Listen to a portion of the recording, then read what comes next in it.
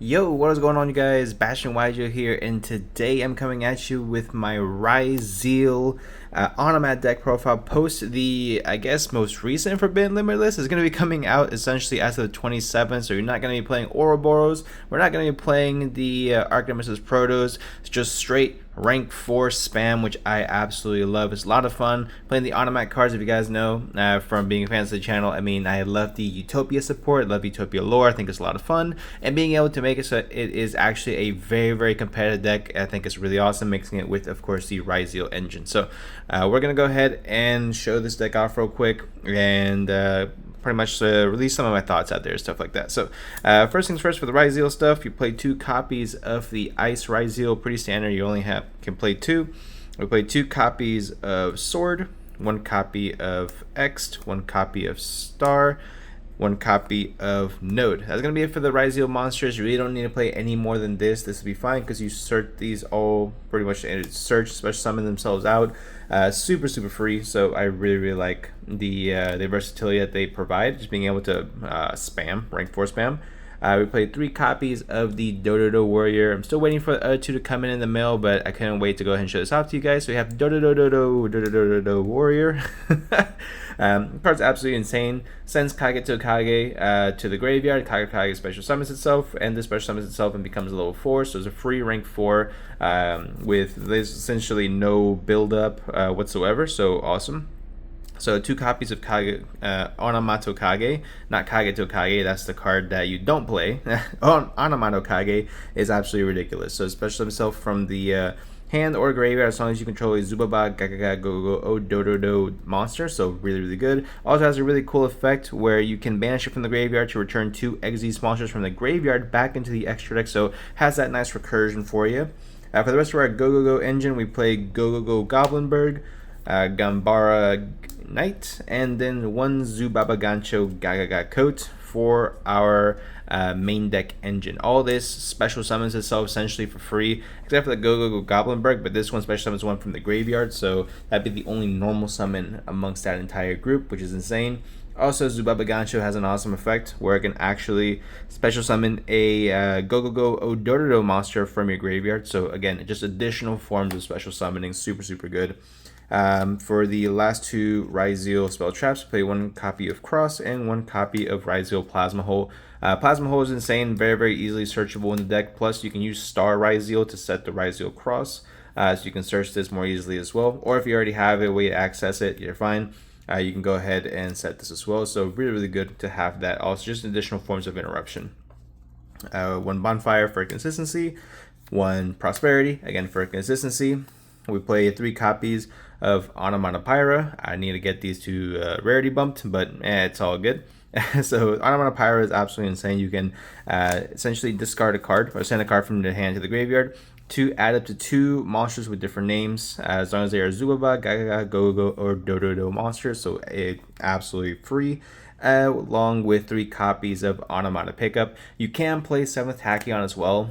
7th Tachyon is like a $25-$30 card. I don't know what it is going to be after the ban list, but I mean, so what is that big? But you guys get what I'm saying. But I think Onomata Pickup does really the exact same job because it gets you to Onomata-Ryzeal, and Onomata-Ryzeal is full combo and then some. So Onomata Pickup I think is perfectly fine, but let me know what you guys think in the comment section down below. Plus, you don't have to waste an extra deck spot, right? So for the hand traps, you play 3 copies of Mulcharmi Fuwalos, 3 copies of Ash Blossom. Drone Lockbird is going to be much stronger in this format, just because essentially with a D barrier getting banned, Mitsurugi, pure Mitsurugi, is going to become a lot more of a problem deck, as a problem deck, just a lot more popular, I should say, in the format. So with that being said, you want to make sure you're prepared with a lot more Mitsu engine decks. So you want to make sure you're main decking the Drone Lockbird now moving forward. You want to play 3 copies of Ghost Spell, great against Mitsurugi, great against Yummy, great against Draco Tail, just absolutely just insane card. I would play 1 copy of Nibiru because we can search it with the Gallant Granite. We play 3 copies of Infinite Impermanence as well. And then we also play 3 copies of Super Polymerization to just get rid of our opponent's board. Again, just being a lot more, I think we're going to see a lot more mono attribute decks like Mitsurugi, like Rise, like what's it called? Like Mitsurugi, like Yummy, become a lot more prevalent in the format.